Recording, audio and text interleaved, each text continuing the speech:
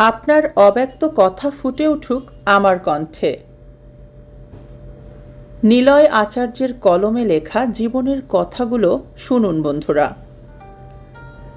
আপনি যত বড় হবেন ততই বুঝতে পারবেন শুধুমাত্র ফ্যামিলি ম্যাটার করে, আর কিচ্ছু না। আপনার বাবা মা আছেন, আপনি তাদের সাথে থাকছেন, কিংবা তাদের সঙ্গে আপনার নিয়মিত যোগাযোগ হয়, আপনার ভালো মনের ভাই বোন আছে, তাহলে আপনি বিশাল ভাগ্যবান। আপনার জীবনে একজন সাপোর্টিভ লাইফ পার্টনার রয়েছে, আপনার সুস্থ ছানাপোনা রয়েছে, সৃষ্টিকর্তার আপনার প্রতি অশেষ রহমত। এর বাইরে যারাই আসবে সবাই বোনাস।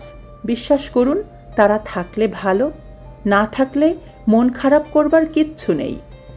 একটা সময় ভীষণ সেন্সিটিভ ছিলাম।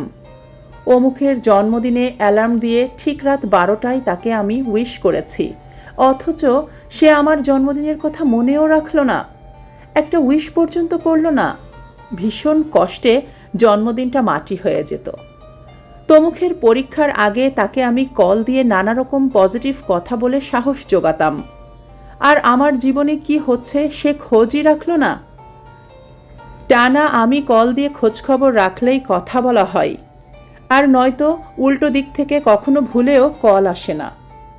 সারাক্ষণ মন খারাপ করে ভাবতাম আমার ভুলটা কোথায় হচ্ছে।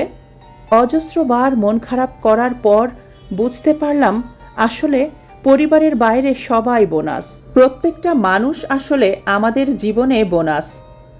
আপনি যাকে গুরুত্বপূর্ণ মনে করছেন সে আপনাকে তার জীবনে 2 পয়সার দাম দেবে তার দায় নিয়ে বসে নেই।